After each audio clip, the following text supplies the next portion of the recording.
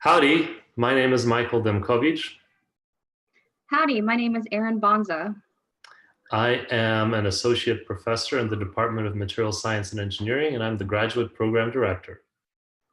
I'm the graduate program advisor for Material Science and Engineering. And today we will be talking to you about which graduate degree you should choose.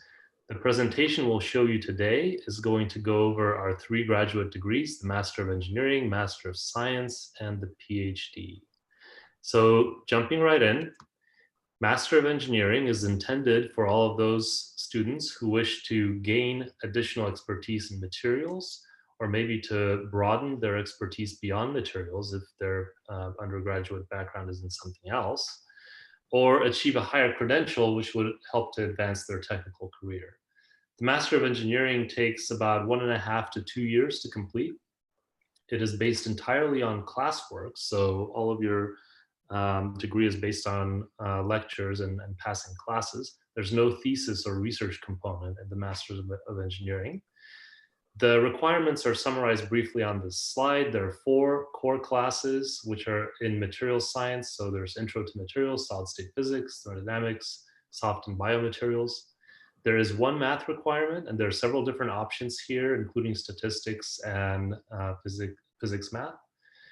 Designated electives are electives that are within the material science area, and there are a lot of options there as well. Free elective is any class at A&M that you wish to take, which is upper class undergrad level or above. So basically, this is an opportunity to take any class at A&M and count it towards your degree. Finally, there's the seminar class, which we ask our students to take. An important factor to consider when deciding if you want to pursue the Master of Engineering is that most Master of Engineering students are self-supported, meaning they do not receive a research assistantship or a teaching assistantship.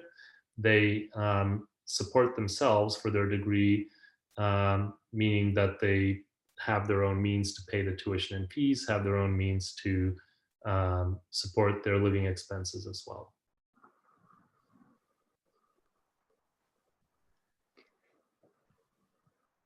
I 100% agree with that. So let's go on to the next slide and we'll show you the difference with the Master of Science. So this is going to be the Master of Science. You have 2 options, non-thesis or thesis. The requirements are identical for the non-thesis to the main degree. The only difference is what's the title of the degree that you earned? Will it be a Master of Science non-thesis or Master of Engineering non-thesis? The degrees take 1.5 to 2 years to complete. If you're completing a thesis option, it accounts for about 25% of the credits towards your degree, so about 2 to 3 class equivalents. You'll need to find an advisor to set up a thesis committee and propose and carry out and defend a research project. On the thesis option, only 2 designated electives are required. There are no free electives. The choice between Masters of Science and Engineering is based on your preference. What title will be most helpful for you when you graduate? Most MS students are self-supported. In that respect, they're very much like Master of Engineering students. So when choosing between MS or MEng, you look at the title. Do you prefer to be a Master of Science or a Master of Engineering? And if you want to have a thesis component to your master's degree, then you have to choose the Master of Science, because that's the only one that has that option. The other thing I wanted to mention is that even though there is no free elective in the Master of Science, that doesn't mean that you can't take classes, other classes at A&M. It just means that those classes won't count towards your degree. So moving on now to the PhD. PhD takes much longer than a master's degree. It takes about 5 years to complete. There's a range of completion times that students have, but 5 years is an approximate average. A lot of students think that you have to have a Master of Science or a Master of Engineering to apply to the PhD program. That's not true. You can apply directly to the PhD program directly out of undergrad. So if you are finishing up your undergrad degree and you know that you want to pursue a PhD, then just apply directly to that. I would suggest getting a PhD if you are very passionate about research, if research is something that you are really interested in, you really want to invest yourself into research, because the majority of your work as a PhD student is going to be on research, on pursuing a thesis. Also, if you want to pursue a career that actually requires a PhD, for instance, if you want to work as a faculty member in academia, you will need to get a PhD. If you want to work in certain research settings, for example, in national labs or in research and development centers in industry, some of them may also require a PhD. So get a PhD if you want to pursue a career in one of those areas. PhD takes longer to complete than a master's degree, but one of the benefits is that PhD students are supported on research assistantships, teaching assistantships, or fellowships. So that means that all of your tuition and fees are paid for, and also you receive a stipend. So we have a separate video that tells you about financial support. So please go to that video if you want to learn more about that.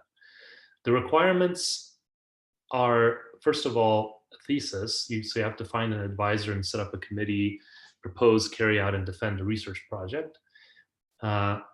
The number of core classes is 5 as opposed to 4 for the master's degree. There's still a math requirement. There's still 3 designated electives, and you can take up to 3 free electives that count towards your degree. There are some differences in the distribution of different kinds of classes that you can choose depending on your past history. For example, whether you come with a master's degree or not. We're not going to go through those details here. Hopefully this is enough information to help you to decide whether a PhD is right for you. And if it is right for you and you decide to come do it with us, we will be happy to work with you to tailor the class roster, the class plan, and the course layout to your needs and to your background.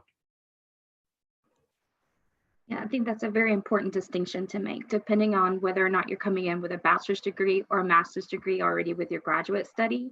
That is something that I can help you with once you're accepted, to kind of plan your degree and tailor it to your specific background. With that, we'd like to thank you for your attention. For more information, feel free to visit our webpage at the Material Science and Engineering Department. You're also free to welcome Erin. Her email is listed here. And if you write your comments below, we will try to address them as soon as we can. Thank you very much.